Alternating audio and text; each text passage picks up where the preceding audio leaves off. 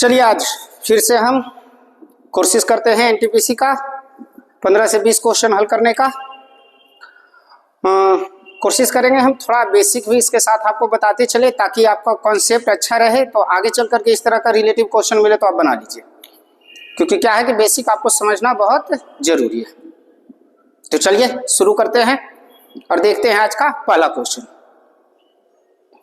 हमारा आज का पहला क्वेश्चन क्या कह रहा है, 1 + 2 + 3 + डॉट डॉट + 30 + 31 + 30 + डॉट डॉट 3 + 2 + 1। देखिए नंबर सिस्टम में हमको एक चैप्टर पढ़ने के लिए है एडिशन एंड सब्सट्रैक्शन, जोड़ और घटाव। वहां नंबर्स के बारे में अच्छी खासी जानकारी हमें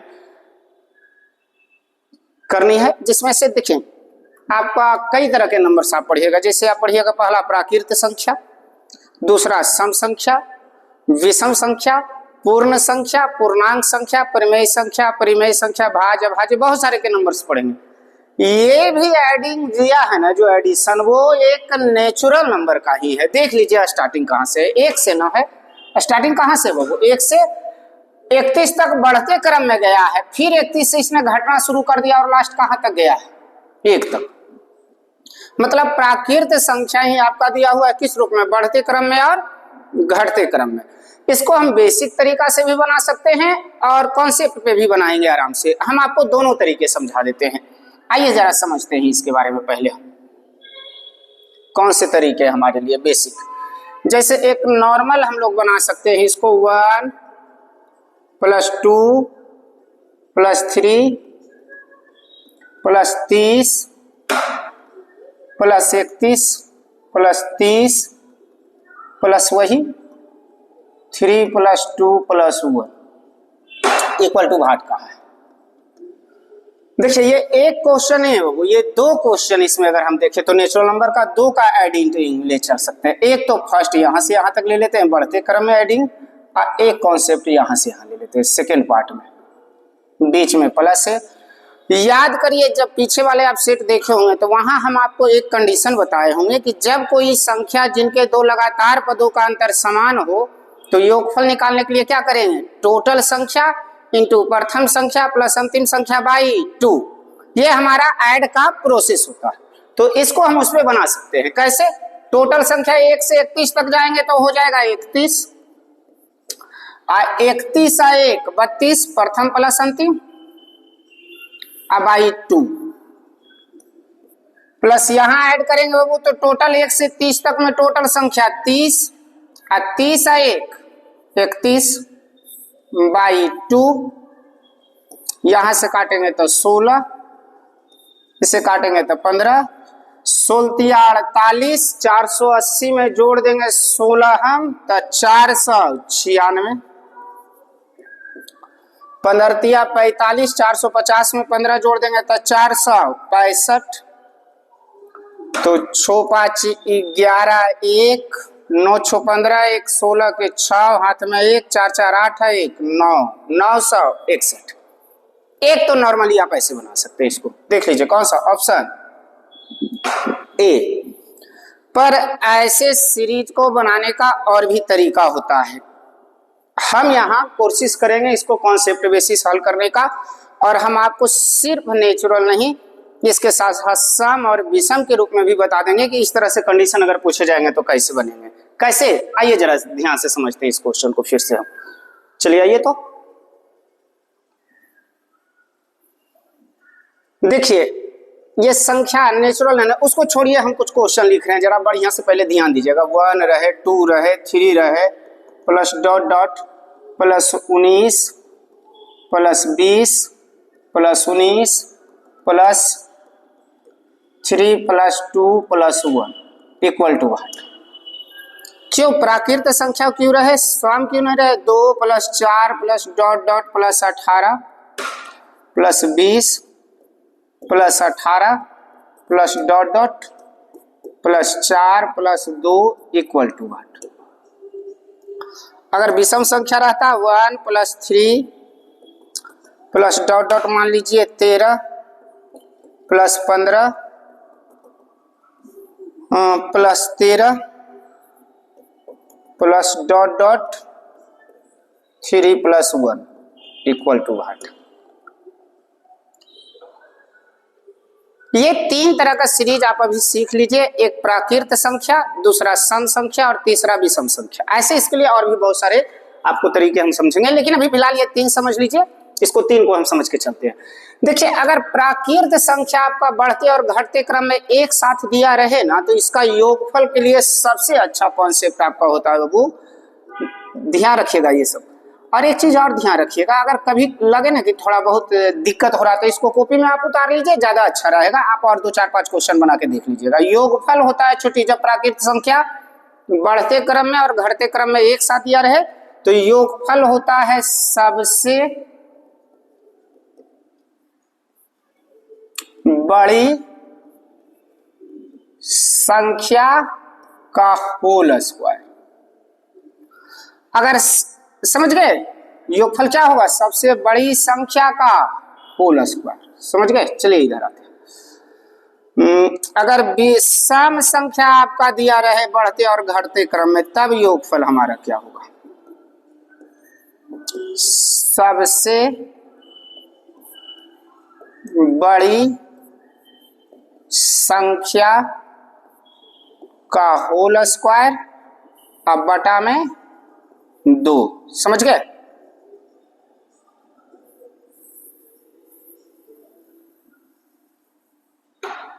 चलिए, अगर विषम संख्या बढ़ते और घटते क्रम में एक साथ दिया रहे तब क्या योगफल होगा? तो इसके लिए हम योगफल का लिखेंगे कंडीशन बाबू,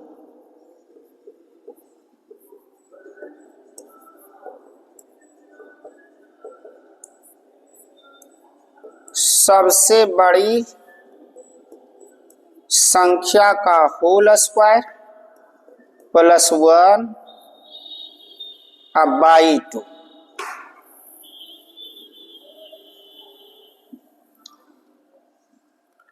तो ये 3 कॉन्सेप्ट अगर आप ध्यान में रखते हैं तो आपको लगभग योगफल प्राकृत का, सम का और विषम का बन जाएगा, जब बढ़ते घटते क्रम में दिया रहे तब। ऐसे तो आपको हम पीछे एक बता ही दिए हैं कि जब दी गई संख्या के 2 लगातार पदों का अंतर समान हो तो योगफल के लिए टोटल संख्या इंटू प्रथम संख्या प्लस अंतिम संख्या बाई 2। जैसे यहाँ देखिए, सबसे बड़ी संख्या है क्या? 20, तो इसका योगफल हो जाएगा 20 का स्क्वायर 400। लेकिन अगर यहाँ हम देखते तो सबसे बड़ी संख्या यहाँ भी 20 ही है, तो यहाँ योगफल हो जाता है 20 का स्क्वायर बाई 2, अर्थात 400 बाई 2 कितना? 200। लेकिन नीचे हम देखते तो सबसे बड़ी संख्या हमको क्या मिल रहा है? 15, और 15 का स्क्वायर होगा 225 प्लस 1 बाई 2, तो 226 बाई 2 अर्थात 113। तो ये 3 आप आराम से बना सकते हैं। यदि प्राकृत संख्या भी बढ़ते क्रम में दे दे और घटते क्रम में एक साथ, सम संख्या भी दे दे बढ़ते क्रम में और घटते क्रम में एक साथ, और विषम संख्या भी दे दे, तो समझ गए? तो ये तीनों कॉन्सेप्ट को ध्यान रखिएगा। कभी आपको सम भी पूछ सकता है, विषम भी पूछ सकता है। अभी तो फिलहाल के लिए हमारा नेचुरल का कंडीशन पूछा है, तो चलिए अब देखते हैं हम नेचुरल को हल करके। अब हम अपने क्वेश्चन को हल करते हैं, जो कि हमारा ये क्वेश्चन है। तो ये प्राकृत संख्या है ना, बढ़ते और घटते क्रम में एक साथ, तो बताइए इसका योगफल क्या हो जाएगा बाबू? तो अब इसका योगफल निकालने के लिए उतना हम करते ही नहीं रहे, एकदम नॉर्मल सा तरीका, सबसे बड़ी संख्या का स्क्वायर मतलब 31 का स्क्वायर। 31 ही है ना? हाँ, चलिए तो कितना हो जाएगा 31 का स्क्वायर? 961, option A. तो अगर आप कंटेंट ध्यान में रखते हैं तो मैथ आसानी से बनेगा, सिर्फ समझ के चलिए। ना समझ में आएगा तो पूछ लीजिएगा। चलिए समझते हैं आगे। Question number 2।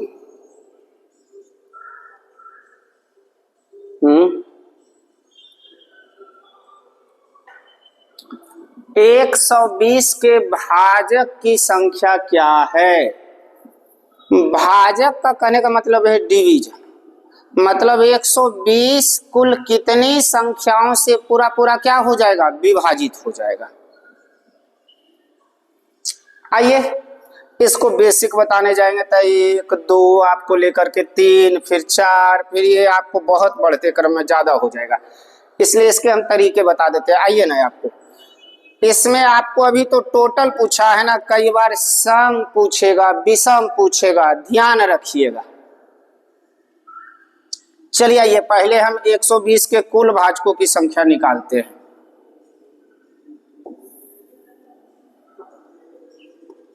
तो आप 120 का गुणनखंड मुझे बताइए, क्या तोड़ कर लाइएगा।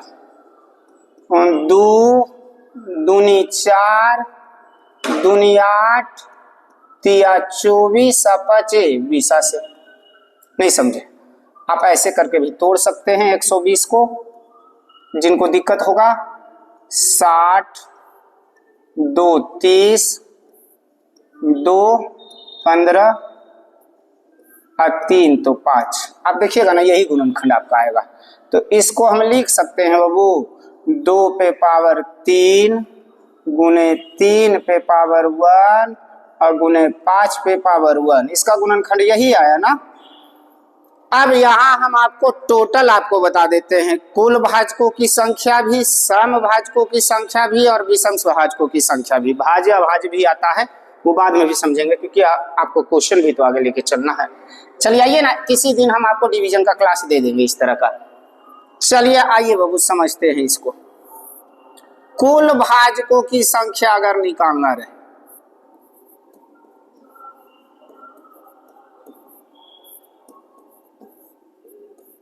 तो कुछ मत करिए, जितना पावर में आपका दिया हुआ वैल्यू उसमें सब में एक एक जोड़ के गुना कर देंगे। कितना जोड़ जोड़ कर? एक जोड़कर।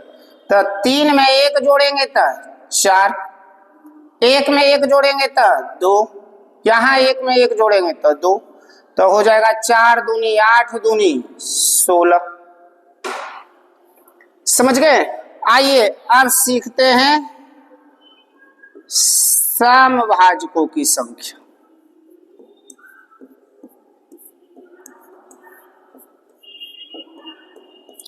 अगर 120 का समभाजक देखें ना, तो इसमें देखिए सम संख्या कौन कौन है। तो सम संख्या सिर्फ आपको कौन मिल रहा है? 2 ना। तो अगर समभाजकों की संख्या आपको पूछ दे तो सम वाले पावर में कोई चेंजिंग नहीं करिए, जो है वही लिख दीजिए और बाकी में फिर वही प्रोसेस एक एक जोड़ देंगे। तो यहाँ 2 पे पावर 3 है तो 3 ही रह जाएगा, इसमें एक एक जुट जाएगा तो 2 गुने 2, तो 3 दूनी 6 दूनी 12। समझ गए?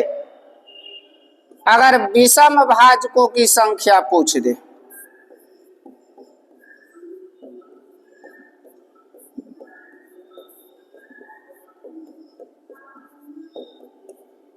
देखिए, अगर विषम भाजकों की संख्या आपका पूछा जाए, समझ गए, तो चूंकि विषम की बात रहा तो फिर सम संख्या से कोई मतलब ही नहीं रखना है।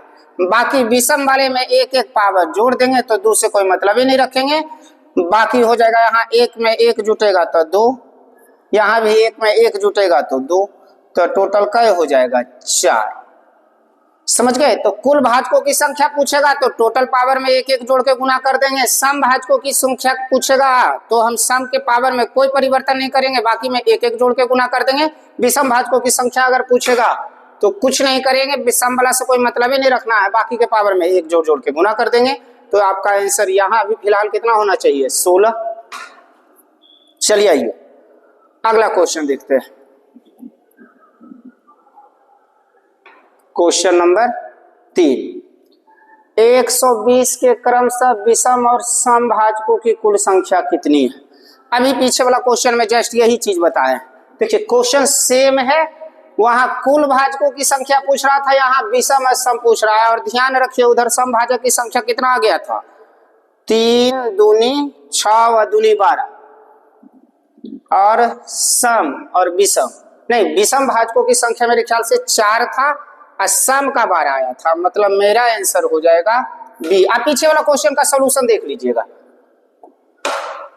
पीछे वाला क्वेश्चन आप देख सकते हैं। सॉल्यूशन आपका आंसर इसमें क्या हो जाएगा? बी। विषम 4 निकल के आया था और सम हमारा आया था 12। चलिए ठीक, तीसरा क्वेश्चन आप देखिए इसके सॉल्यूशन के लिए ना पीछे वाला क्वेश्चन देख लीजिए, दूसरा नंबर जो सॉल्यूशन हुआ है। चलिए आते हैं चौथा नंबर क्वेश्चन समझते हैं। 10 पेंसिल और 12 पेन की कीमत 150 रुपया है। कितने पेंसिल? 10 पेंसिल और 12 पेन की कीमत 150 रुपया है। 30 पेंसिल और 36 पेन की लागत क्या है?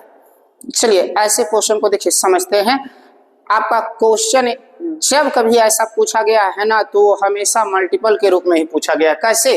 इधर आइए, हम आपको क्वेश्चन बता रहे हैं। क्या क्वेश्चन कह रहा है?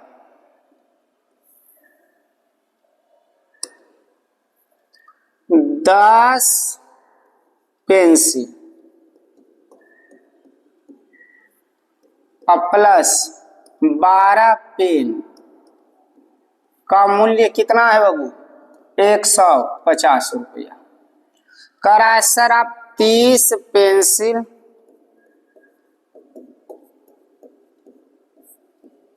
प्लस 36 पेन का मूल्य बता दीजिए। समझ गए? अच्छा ध्यान से देखिए, ऊपर कितने पेंसिल दिया था? 10 पेंसिल और 12 पेन का मूल्य 150 रुपया। हमसे पूछा गया 30 पेंसिल और 36 पेन। ऐसा नहीं लग रहा है बाबू कि संख्या 3 के रूप में गुणज करके बढ़ा रहा है? ध्यान से देखो, 10 तिया 30, यहाँ 12 तिया 36, तो कुछ नहीं करेंगे, हम प्राइस में भी 3 से गुना कर देंगे। 15 तिया 45, कितना रुपया हो जाएगा प्राइस? 450। ऑप्शन में है? हाँ, ऑप्शन बी। चलिए क्वेश्चन नंबर अगला देखते हैं। समझिएगा तो मैथ बहुत अच्छा लगेगा पढ़ने में, ना समझिएगा तो फिर तो परेशानी होगी ही। हालांकि हम कोशिश कर रहे हैं कि आपको बेसिक भी लेकर के चले साथ में, ज्यादा अच्छा रहेगा। क्वेश्चन नंबर 5 हमारा क्या कह रहा है जूनियर? अरे वाह, निम्नलिखित का मान ज्ञात करिए। कहीं ना कहीं तो ऐसा कॉन्सेप्ट एक बताया गया था आपको। खैर आइए हल कर लेते हैं।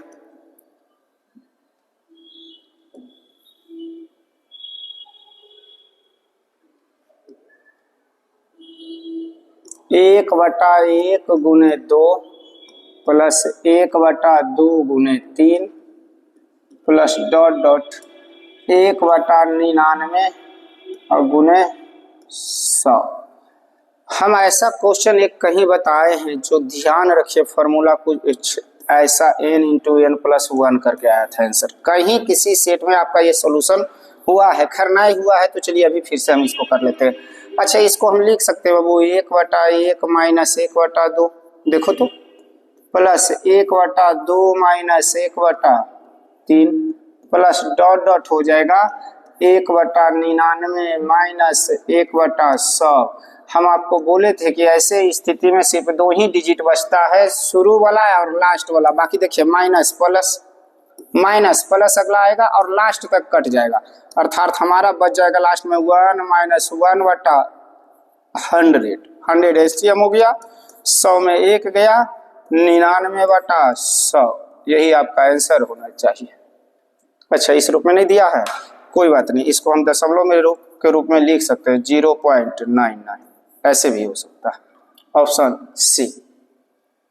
तो ऐसे क्वेश्चन पीछे हम कहीं सॉल्यूशन करवाए वो भी देख लीजिए, नहीं तो यहाँ भी तो आपको डिटेल में ही लगभग बता दिया गया।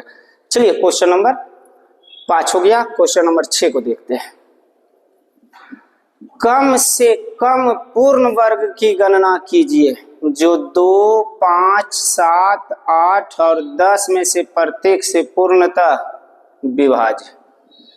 मतलब कोई ऐसी संख्या बताइए जो एक पूर्ण वर्ग हो और जिसमें 2, 5, 7, 8 और 10 से भाग दे तो प्रत्येक स्थिति में क्या हो? पूरा पूरा विभाजित हो। एलसीएम एचसीएफ का ही क्वेश्चन है, कहीं कभी ये वर्गमूल में भी पूछ दिया जाता है। तो चलिए समझ लेते हैं थोड़ा सा इस क्वेश्चन को हम पहले।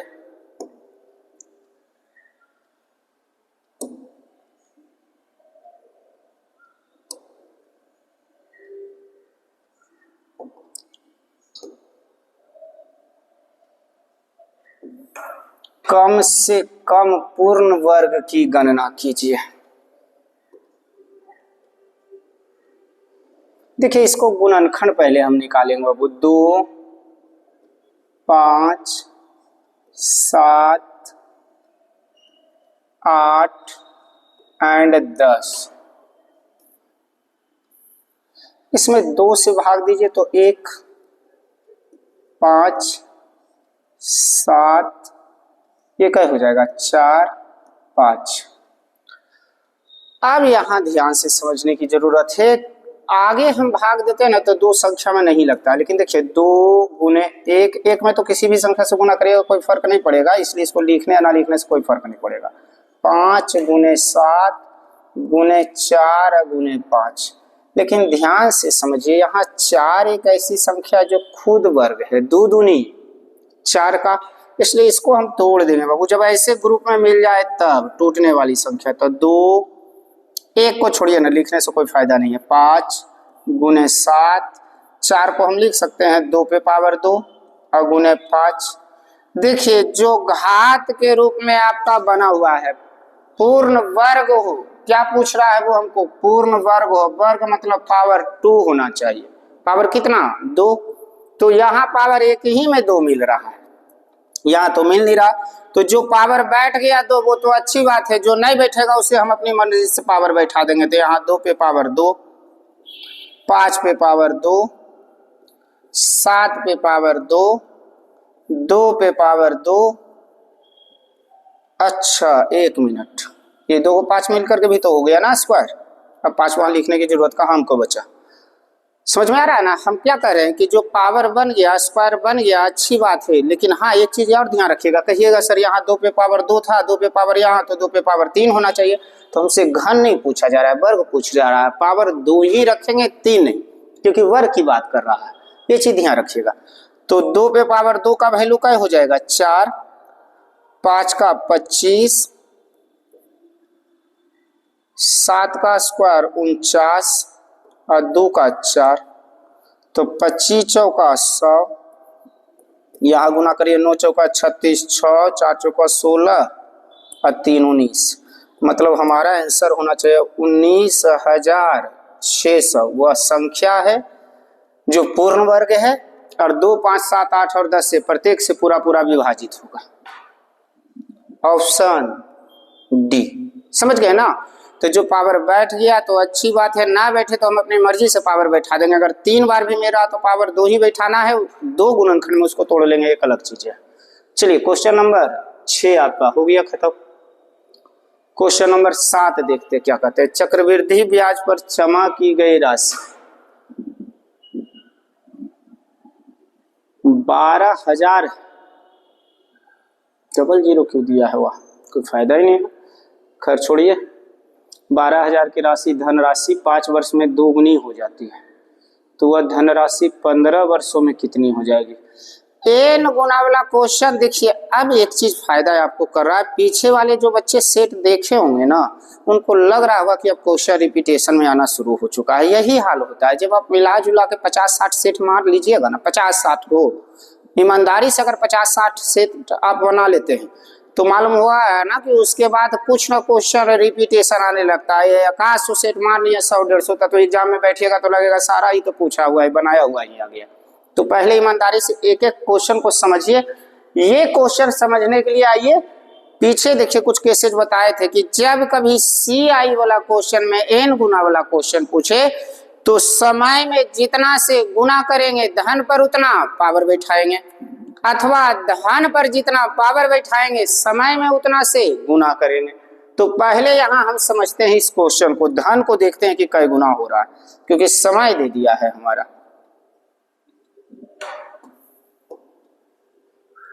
चक्रवृद्धि ब्याज पर जमा की गई 12,000 रुपए की राशि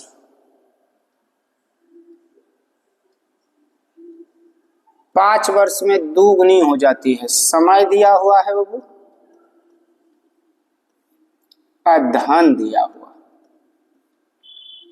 5 वर्ष में कई गुनी 2 गुनी कह रहा है। 15 वर्षों में यह कई गुनी हो जाएगी। देखिए तो 15 वर्ष में जाने के लिए समय में हम कैसे गुना करेंगे, 3 से ना।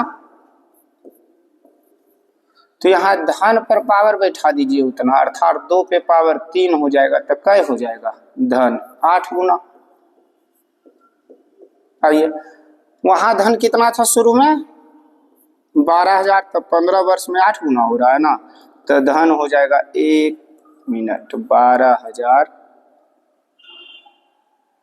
डबल जीरो दे ले उससे कोई मतलब नहीं, बैठा ही देते गुने 8, हो सके ऑप्शन ऐसे मिले। 12 × 96 पर 3 जीरो, अब फिर डबल जीरो, ऑप्शन बी। समझ में आया ये क्या कहता है? n गुना वाला क्वेश्चन में हमेशा ध्यान रखिएगा, ऐसा तो निश्चित राशि यूज करके बड़ा अच्छा क्वेश्चन ये डाल दिया। कभी कभी तो इतना ही पूछ देगा, 5 वर्ष में दुगना तो 15 वर्ष में कितना, 20 वर्ष में कितना, 25 वर्ष में कितना गुना, निश्चित राशि ऐड कर देता है तो और अच्छा क्वेश्चन ये बन जाता है। तो इसलिए ऐसे क्वेश्चन को ध्यान से समझ के चलेंगे। और ध्यान रखिएगा CI वाला क्वेश्चन में हमेशा नहीं हो तो नोट्स करके लिख लीजिएगा कि ऐसे प्रश्नों में हम समय में जितना से गुना करेंगे धन पर उतना पावर बैठेगा, अथवा धन पर जितना पावर बैठाएंगे समय में उतना से गुना होगा। इसको अगला क्वेश्चन हमारा कर रहा है वो 16 आदमी 24 दिनों में, 16 आदमी किसी कार्य को 24 दिनों में, जबकि 24 महिलाएं उसी काम को 32 दिनों में समाप्त करता है। करा 16 आदमी किसी कार्य को कई दिनों में 24 दिनों में, जबकि 24 महिलाएं उसी कार्य को 32 दिनों में समाप्त करती है। तो पहले मेल और फीमेल का हम रेशियो निकाल लेंगे। देखिए जो कटता है उसको काटिए, 24 से 24, 16 दूनी 32, अर्थात यहां से हम मेल और अगर फीमेल का रेशियो निकालेंगे बाबू तो क्या हो जाएगा 2:1। चलिए अब दोनों में से कोई भी एक वैल्यू आप उठा सकते हैं। चलिए 16m ही उठाते हैं। 16m जिस कार्य को 24 दिनों में कर रहा था उसी काम को करना शुरू कितना किया 16 पुरुष और 16 महिला। तो 16 पुरुष प्लस 16 महिला उसी काम को करना शुरू किया। 12 दिनों तक एक साथ काम करने के बाद महिलाओं ने काम करना छोड़ दिया, मतलब सिर्फ 16 पुरुष काम कर रहे हैं। कितने और पुरुष लगाए जाए कि कार्य 2 दिनों में समाप्त हो जाए। m = भाट कितना और शामिल की कार्य कई दिनों में 2 दिनों में। देखिए जब कभी आपको ना निश्चित राशि के रूप में अगर पूछ देना वैल्यू तो सिंबॉलिक वैल्यू भी रखिएगा और उसका मान भी रखिएगा। आइए हल करते बाबू। तो 16 दूनी 32 गुने 24 बराबर हो जाएगा 16 दूनी 32, m का वैल्यू 2 और f का वैल्यू 1, 32 और 16 48 गुने 12 प्लस 16 दूनी 32, m का वैल्यू प्लस m का वैल्यू 2। आ चूंकि मान पूछ रहा है मेल का इसलिए m भी रखेंगे, 2m इसलिए रखे क्योंकि ये वैल्यू पूछ रहा है गुने 2। इधर गुना करेंगे 32 गुने 24, 4 दुनिया 768 हो जाएगा बाबू। इधर गुना करेंगे 8 दूनी 16, 4 दूनी 8, 4 का 4 576 प्लस 32 प्लस 2m गुने 2 घटाइए तो इधर आपको आ जाएगा 192 बराबर 32 प्लस 2m गुने 2 से भाग देंगे जूनियर तो हो जाएगा 9 दूनी 18, 6 दूनी 12, 96 में 32 गया तो 2m बराबर हो जाएगा 64, अर्थात m बराबर कितना 32 पुरुष हमको और शामिल करना होगा। कितना पुरुष 32। समझ गए? तो ये क्वेश्चन भी हमारा समझ में आ रहा है। चलिए अगला क्वेश्चन देखते हैं। ये क्वेश्चन भी क्लियर हो गया। 8 नंबर क्वेश्चन देखते हैं। एक टंकी में पानी भरने के लिए 3 नल है। कितने नल है 3। टंकी को भरने में पहला नल 6 घंटे लेता है। 3 नल है वो, पहले इसको देख लेते हैं। आइए 1, 2 और 3 नल है। पहला नल 6 घंटे ले रहा है, टाइम दिया हुआ है। दूसरा नल 1 दिन, 1 दिन मतलब 24 घंटा, और तीसरा नल 18 घंटा लेता है। लेकिन तल एक छेद था, तल में एक छेद है मतलब छिद्र भी है, ठीक है। जो पूरी तरह से भरे हुए टंक को 18 घंटे में खाली कर देता है। माइनस कर लगा, माइनस इस बात को दर्शाएगा ना कि टंकी को वो खाली कर रहा है, खाली करने में सक्षम था। 1 घंटे बाद छेद का पता चलता है और उसे तुरंत ठीक कर दिया गया। तीनों नल से टंकी को भरने में कितना समय लगेगा? तो आइए इसको वर्ग में बदलते हैं हम। टोटल कार्य इसका हो जाएगा, जो टंकी की क्षमता होगा, टोटल कितना, एलसीएम इसका वो 72।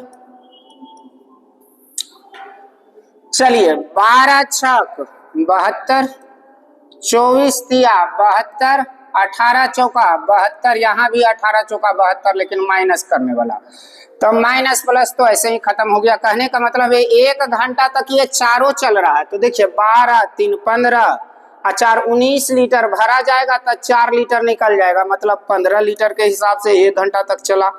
फिर जल्दी जल्दी इसको बंद किया गया कि अरे ये क्या हुआ, ये तो गलती से छिद्र भी खुला रह गया था। तो अब तो सिर्फ टंकी भरेगी। तो 12, 3, 15, 4, 19 और गुने डी अब बराबर 72।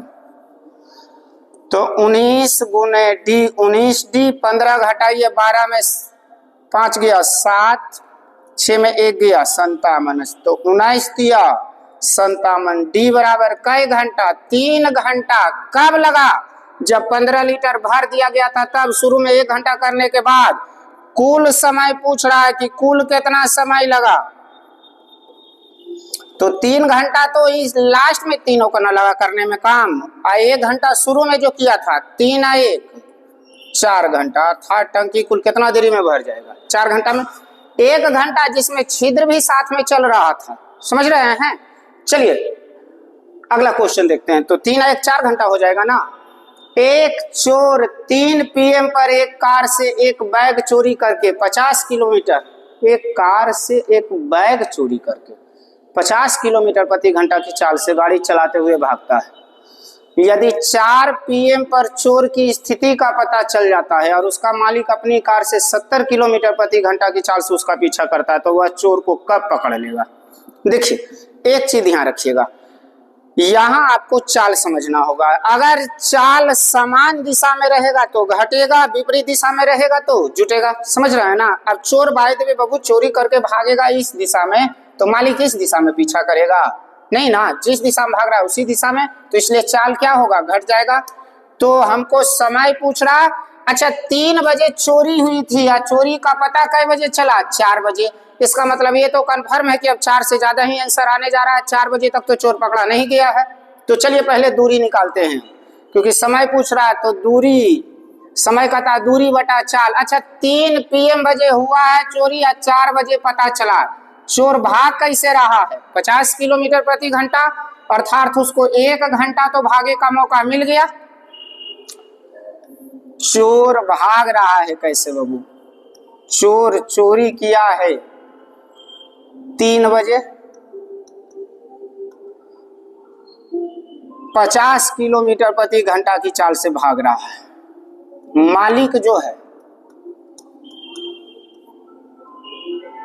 4 बजे उसको पता चला,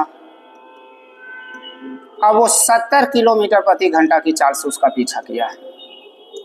तो 1 घंटा तो इसको भागे का मौका मिल गया ना चोर को, तो दूरी हो जाएगा। चोर भाग कैसे रहा था? 50 के हिसाब से, तो 50 गुना 1, 50 किलोमीटर वो आगे है। अब मालिक पीछा कर रहा है, चोर जिस दिशा में जा रहा है, तो दोनों का चाल का अंतर हो जाएगा 20 किलोमीटर पर घंटा, अर्थात चाल हमारा हो जाएगा 20 किलोमीटर प्रति घंटा। तो पकड़ने में लगा समय होगा बाबू, समय दूरी बटा चाल, 50 बटा 20 मतलब भाग देंगे तो हो जाएगा 2.1 बटा 2 घंटा, अर्थात 2 घंटा 30 मिनट। 1 बटा 2 घंटा को 30 मिनट लिख सकते हैं, समझ गए? इतना ही है। तो पकड़े जाने का समय पूछ रहा है कि पकड़े जाने का समय बताइए, कई बजे चोर पकड़ा जाएगा? तो पकड़े जाने का 4 बजे पीछा गया था उसके, 4 बजे ना, 4 बजे से पीछा किया गया और उसके 2 घंटा 30 मिनट बाद पकड़ा गया, तो अर्थात तो पकड़ा जाएगा, ऐड करिए ना, 6:30 में इतना बजे चोर पकड़ा जाएगा। Option A. समझ में आ रहा? चलिए क्वेश्चन नंबर अगला देखते हैं। ठहराव वाले स्टेशनों को छोड़कर एक ट्रेन की गति 60 किलोमीटर प्रति घंटा है और ठहराव वाले स्टेशन सहित यह 45 किलोमीटर प्रति घंटा की गति से यात्रा करता है, तो ट्रेन प्रति घंटा कितने मिनट के लिए रुकती है? देखिए एक चीज ध्यान रखिएगा, अगर कोई रेलगाड़ी बिना रुके हुए चाल उसका 1 किलोमीटर प्रति घंटा हो और रुकावट के साथ चाल उसका 22 किलोमीटर प्रति घंटा हो, तो इसका एक फॉर्मूला भी होता है। ऐसे फॉर्मूला की कोई जरूरत नहीं है, आइए हम आपको ऐसे ही बता देते हैं। बिना ठहराव की चाल बताइए उसका कैसे, लास्ट में फॉर्मूला भी आपको बता देंगे, टेंशन मत लीजिए। बिना ठहराव का चाल बताइए, बिना ठहराव कैसे चल रहा था बाबू? 60 किलोमीटर प्रति घंटा। और ठहराव के साथ उसकी चाल कैसे हो गया? 45 किलोमीटर प्रति घंटा। तो बताइए ना कितना देरी ठहरा, कितना उसकी चाल में कमी हो रही है? 15। तो 15/60 जो शुरू में चाल था, और घंटा में आएगा, मिनट में पूछ रहा था, मिनट में बदलेला 60 से गुना था, 60 से 60 अर्थात कितना देरी वो रुक रहा है? 15 मिनट। समझ के? ऐसे इसको आप रेशियो में भी काट के ला सकते हैं। ऐसे इसका एक फॉर्मूला होता है बाबू, x - y/1 गुने 60।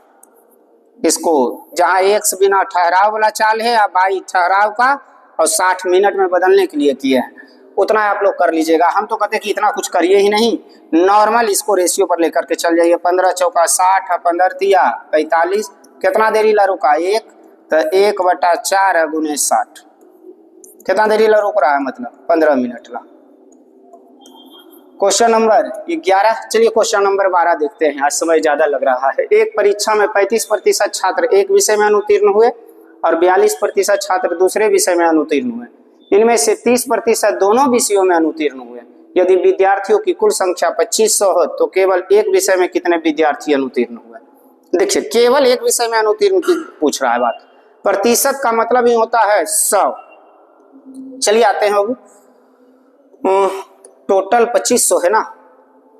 डायग्रामेटिकल क्वेश्चन है बाबू, यहाँ 1 2, ये फर्स्ट विषय मान लेते हैं, ये सेकंड विषय मान लेते हैं, ये हो जाएगा फर्स्ट एंड सेकंड दोनों। समझ गए? चलिए आइए, और ऐसे प्रश्नों में हमेशा एक चीज ध्यान रखिएगा, डायग्राम वाला क्वेश्चन जब भी बनाइएगा ना तो दोनों की क्रिया सबसे पहले करिएगा। यहाँ लिख लेंगे 30, फर्स्ट में कितना? 35 ना, कई जोड़ दे कि 35 आ जाए बाबू? तो 5। यहाँ कितना जोड़ दे कि 42 आ जाए, तब 12। टोटल कितने विद्यार्थी हैं? 2500। तो 2500 का तुलना 100 से। जल्दबाजी में ना बहुत दिक्कत हो जाएगा, समझा नहीं पाएंगे, नहीं समझिएगा तो फिर आपको लगेगा ये क्या हो रहा है। देखिए हम ये कहना चाह रहे हैं ना, पहले देखिए क्या कर रहा है। एक विषय में 35% छात्र अनुत्तीर्ण हुआ है, दूसरे विषय में भी 42% अनुत्तीर्ण हुआ है, लेकिन दोनों विषयों में कितना अनुत्तीर्ण हुआ है? अगर दोनों विषयों में अनुत्तीर्ण दिया रहे तो डायग्राम अनुत्तीर्ण का बनेगा, और अनुत्तीर्ण दिया हुआ है तो अनुत्तीर्ण का, और अगर उत्तीर्ण दिया हुआ है तो उत्तीर्ण का। यहाँ मेरा लक अच्छा था कि ऊपर भी अनुत्तीर्ण दिया हुआ है, दूसरा भी अनुत्तीर्ण दिया है, या दोनों भी अनुत्तीर्ण नहीं दिया है, इसलिए बनाने में आसानी होगी। कई बार क्या होगा कि ऊपर अनुत्तीर्ण दे देगा दो, ये उत्तीर्ण दे देगा, तो उसको फिर हमको उत्तीर्ण में बदलना होगा।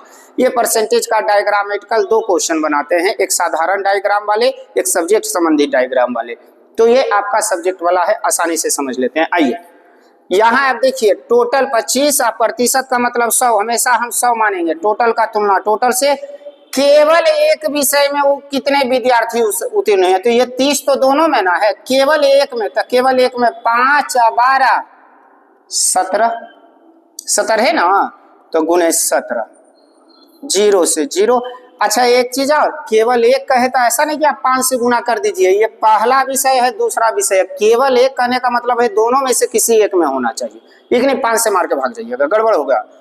तो हो जाएगा आपका गुना कितना? 25 गुने 17 है ना, तो 25 दहे 250, ऐसा करिए ना, 25 17 दूनी 34, 340 और 17 पचे 85, 5 8 4 12 2 3 1 4 425 लगभग आपका वैल्यू आ जाएगा बाबू। अब गुना तो आप लोग कर ही लीजिएगा 2 अंक वाले में, है ना ऑप्शन में? हाँ बिल्कुल है जूनियर। चलो, केवल एक कहे तो कहीं ऐसा ना कि 5 मार्क, केवल एक कहने का मतलब है दोनों में से किसी एक, ऐसा मत करिएगा नहीं तो बहुत गड़बड़ हो जाएगा। प्रति किलो गेहूं की कीमत में 25% की कमी के कारण जॉन 600 रुपये में 5 केजी अधिक खरीद सकता है। प्रति किलो गेहूं की मूल कीमत क्या थी? अच्छा एक चीज आइए, कमी हुआ है, इसको ध्यान रखिएगा। एक प्रारंभ में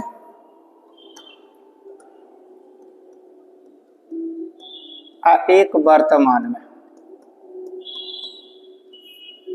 125% कमी है तो 75, और ये मूल्य है बाबू, मूल्य का उल्टा दर होता है। कहने का अर्थ है कि मूल्य कमेगा तो दर बढ़ेगा और दर कमेगा, अति मूल्य बढ़ेगा तो दर कमेगा। फिर से समझ लीजिए, प्राइस बढ़ेगा तो कोई भी वस्तु आपको कम मिलेगा और प्राइस घटेगा तो कोई भी वस्तु आपको अधिक मिलेगा, तो उल्टा चलता है बाबू। 25 चौका 100, 25 तिया 75, रेशियो बदल दो दर के रूप में इसको, 3:4। वहां बताइए कै केजी अधिक खरीदा, यहाँ देखो तो 1 केजी ना, तो 1। अब 5 का तुलना आप 1 से कर सकते हैं, अब प्रारंभ में रेट निकालने के लिए 5 तिया 15।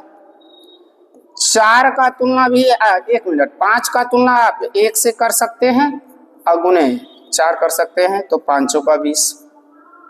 समझ रहे हैं? मतलब जो 15 केजी है वो बाद में 20 केजी खरीद सकते हैं। प्रति किलो गेहूं की मूल कीमत, मूल कीमत कहने का अर्थ है प्रारंभ वाला, तो टोटल कितना प्राइस किया है, तो मूल कीमत। अच्छा यहाँ एक का अंतर है, जैसे कभी कभी 2-3 अंतर आ जाएगा, इसलिए ध्यान रखिएगा, इसलिए हम आपको डिटेल में बता दिए। टोटल 600 यहाँ शुरू में कीमत 15, तो 15 चौका 60, अर्थात शुरू में मेरा था से गेहूं कैसे 40 रुपये प्रति केजी। बाद में पूछेगा तो 600 बटा 20 कर दीजिएगा, आ जाएगा 40 से। Option D. चलिए क्वेश्चन नंबर अगला देखते हैं। एक वर्ग के अंतःवृत्त का क्षेत्रफल और परिवृत्त के क्षेत्रफल का अनुपात ज्ञात कीजिए। एक वर्ग के अंतःवृत्त और परिवृत्त का क्या कह रहा है प्रभु?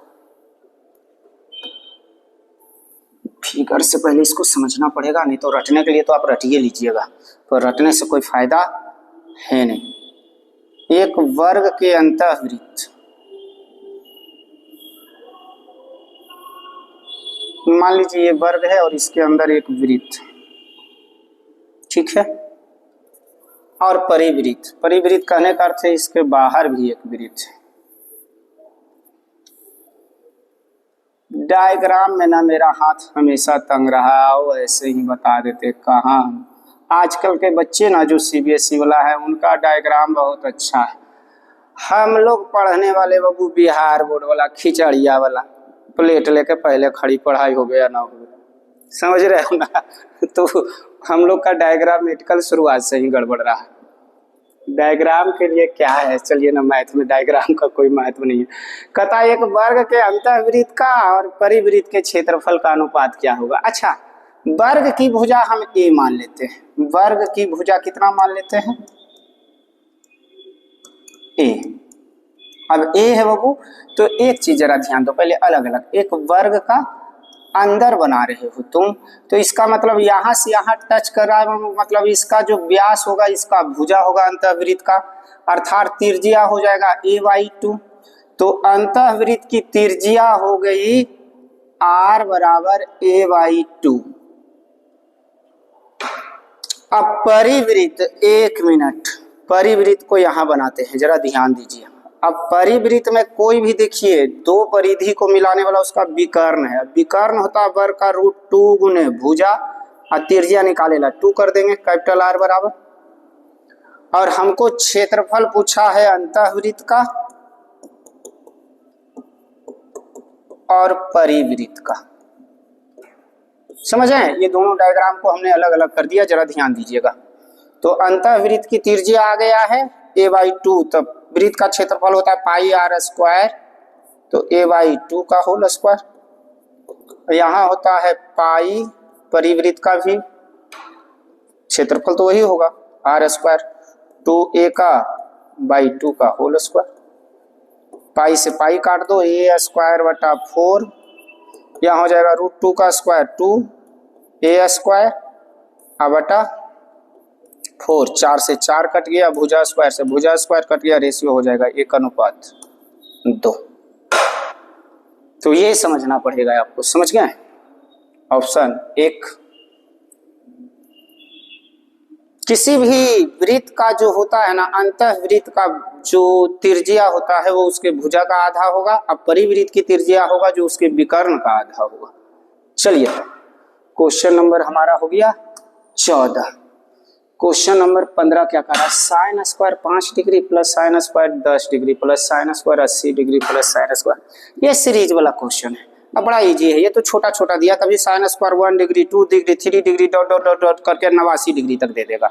बहुत सारे ऐसे क्वेश्चन आपको मिलेगा, यहाँ तो इजी दे दिया। देखिए जब कभी भी साइन स्क्वायर अथवा कॉस स्क्वायर प्लस के रूप में दिया रहे और जोड़ करके वैल्यू अगर 90 आ रहा है, दो वैल्यू, तो उसका मान हमेशा 1 होता है, समझ गए? तो ये क्वेश्चन आपका बड़ा इजी है, इसको देख लेते हैं। आगे चल करके हम बड़े वाले सीरीज 2-3 क्वेश्चन जरूर डाल देंगे अगले बार से। देखिए साइन स्क्वायर 5 डिग्री या 85 डिग्री जोड़िएगा तो क्या हो जाएगा 90, अर्थात इसका वैल्यू भी 1 हो गया बाबू। ऐसा करते हैं, sine square 5 degree plus sine square 85 degree, हम एक साथ लिख देते हैं, plus sine square 10 degree plus sine square 80 degree. इसको वैल्यू जोड़ करके देखिए 90 हो रहा है तो वैल्यू 1 हो जाएगा, यहाँ भी जोड़ कर देखिए 90 हो रहा है तो वैल्यू 1 हो जाएगा, अर्थात इसको हल करके हमारा आंसर आ जाएगा बाबू 2। ये इजी है, ये तो बहुत छोटा वाला कॉन्सेप्ट दिया, इससे बड़ा बड़ा कॉन्सेप्ट आगे सीखेंगे हम। चलिए, एक विक्रेता 10 संतरे 1 रुपया में बेचता है और 30% लाभ प्राप्त करता है, उसे 1 रुपया में कितने संतरे खरीदे होंगे? दिया गया परिणाम नीचे और पूछा गया परिणाम ऊपर। एक फल विक्रेता, देखिए हम आपको इसका एक कॉन्सेप्ट बता देते हैं, ऐसे ध्यान रखिएगा, हमेशा इसमें बन जाएगा। अगर 100 रुपया प्राइस को ऊपर रखिए और दर को नीचे, 22 संतरे, 22 ये क्या है? दर है। जैसे आप 5 रुपया में 2 पेन खरीदते हैं, 5 रुपया में 2 पेन, समझ गए? तो एक पेन का कीमत पूछता है तो क्या करते हैं, आप प्राइस ऊपर रखते हैं, पेन नीचे। जैसे 10 रुपया में 2 पेन खरीदे बाबू, तो एक पेन का कीमत है 10/2 5 रुपया, उसी तरह से यहाँ प्राइस ऊपर रखेंगे और दर नीचे, 1 लिखेंगे नीचे दिया गया परिणाम, जो क्वेश्चन में हमेशा दे रहेगा, और ऊपर हमेशा रखेंगे पूछा गया परिणाम। इस कॉन्सेप्ट को ध्यान रखिए ना, ऐसे तो बनाने के लिए x/y कुछ भी करके आप बना सकते हैं। चलिए आइए, 100 रुपया में 22 संतरे, वहां 1 रुपया में 10, तो 1 रुपया में 10 नीचे रख लिए। दिया गया परिणाम 30% लाभ होता है, ये दिया गया है तो हो जाएगा 130।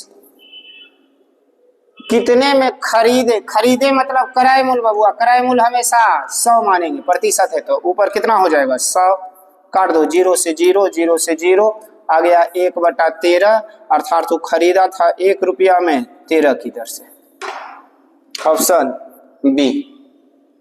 चलिए हो गया। चलिए अगला क्वेश्चन देखते हैं। 17, चंद्रशेखर ने 12 एक समान वस्तुओं को कुल 420 रुपये में बेचा, जिसमें से उसे 7 वस्तुओं के क्रय मूल्य के बराबर हानि हुई। एक वस्तु का क्रय मूल्य ज्ञात कीजिए।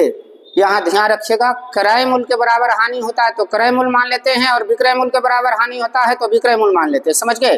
अर्थात जिसके बराबर लाभ हानि होगा वही आपका निश्चित राशि हो जाएगा। यहाँ क्रय मूल्य के बराबर हानि हो रही है। आइए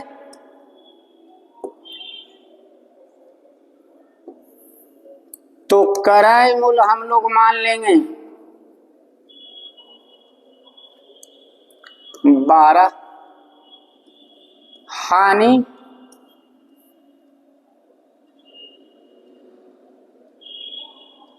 7, तो बताइए कितना में बेच रहा होगा। 7 गया 12 में से तब 5, जबकि वहां कितना में बेचा है 420 में, तो प्रति वस्तु क्रय मूल्य हो जाएगा 420 बटा 5, 8 पचे 40, 4 पचे 20, कितना 84 रुपीज। Option A. समझ में आ गया। तो अगर लाभ रहता तो जोड़ते, हानि है तो घटा दिए। क्वेश्चन नंबर 17, अनिल बाजार मूल्य पर 20% छूट के साथ एक वस्तु खरीदा और उसे बाजार मूल्य पर 8% छूट पर बेचता है, उसका लाभ हानि प्रतिशत ज्ञात कीजिए। लाभ या हानि प्रतिशत, लाभ हानि क्या होता है, दोनों एक साथ थोड़े लिख देगा। लाभ हानि प्रतिशत ज्ञात कीजिए, लाभ ही या हानि प्रतिशत ज्ञात कीजिए बोलना चाहिए उसको, कि लाभ होगा या हानि होगा।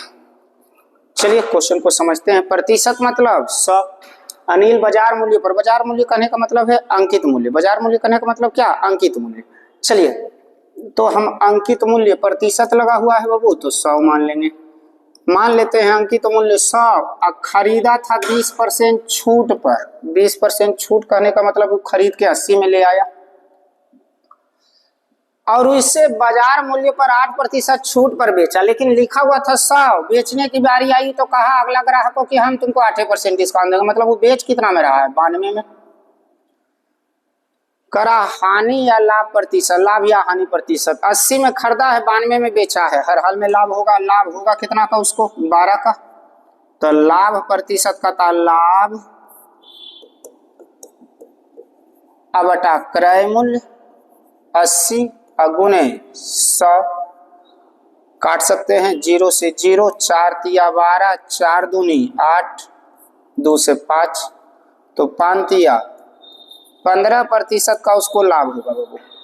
Option C. चलिए क्वेश्चन नंबर देखते हैं अब 19। कभी कभी ना क्वेश्चन में एक्चुअली क्या होता है, समय आपका ज्यादा लग जाता है। शायद आज लग रहा है कि थोड़ा समय ज्यादा लग रहा है, पर कोशिश किया है हम आपको जितना संभव है बेसिक के साथ उठाएं, ज्यादा अच्छा रहेगा। एक निश्चित राशि पर 10% की दर से 2 वर्ष के चक्रवृद्धि ब्याज और साधारण ब्याज का अंतर 62 रुपया है, वह राशि ज्ञात कीजिए। CI का बड़ा अच्छा क्वेश्चन है और 10% वार्षिक दर से 2 वर्ष के CI और SI के ना एक बेसिक बता देते हैं और दूसरा आप इसका हम एक तरीका और बता देंगे फॉर्मूला वाला। बताइए, पहले नॉर्मल आपको बताते हैं। मूलधन कितना मान लेंगे बाबू,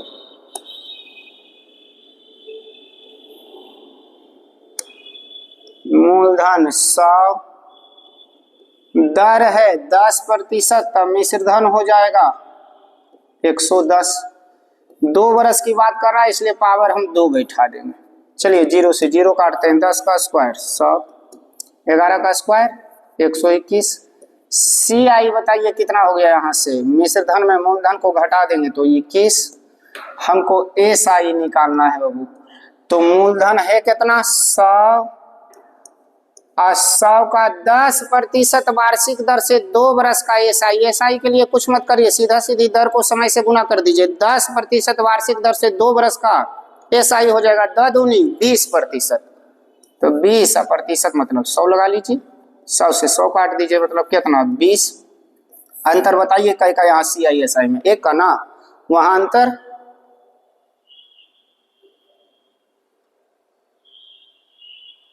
2 वर्ष का 62 बाबू, 62 का तुलना 1 से 1 सेकेंड, मूलधन पूछा है तो गुने 100, 62 100 होना चाहिए, जो कि ऑप्शन में है ही नहीं। अच्छा ठीक है, एक तरीका हमारा आपको बताते हैं। 2 वर्ष के CI और SI का अंतर का एक फॉर्मूला होता है बाबू, हमेशा R² बटा 100। क्वेश्चन देख लेते हैं हमसे मिस हो रहा है या कहीं क्वेश्चन में ही मिस है। तो 10 का स्क्वायर 100 बटा 100, अंतर 1 का, वहां अंतर 62 का तुलना 1 से, मूलधन गुने 100 अर्थात 6200। तो हर हाल में हम कंफर्म है कि वहां आंसर ही गलत है। अब एक काम करिए, किसी को भी 6200 बना दीजिए, किसी भी ऑप्शन को। चलिए ना, इसको कर देते हैं 6200। समझ गए? क्वेश्चन नंबर आपका हो गया। इसका आंसर गलत है, कंफर्म हो लीजिए एकदम बिल्कुल श्योर, क्योंकि दोनों मेथड से सेम आ रहा है। ऐसा कुछ नहीं है कि कहीं लगा कि हमसे भी मिस हो सकता है, पर नहीं, बिल्कुल सही है। चलिए, एक पिता और पुत्र की आयु का योग 45 वर्ष है। 5 साल पहले इनकी आयु का गुणनफल उस समय पिता की आयु का 4 गुना था। पिता की वर्तमान आयु क्या है? एज का बहुत ही अच्छा क्वेश्चन है और समझते हैं इस क्वेश्चन को। आइए, एक पिता और पुत्र की आयु का योग 45 वर्ष है।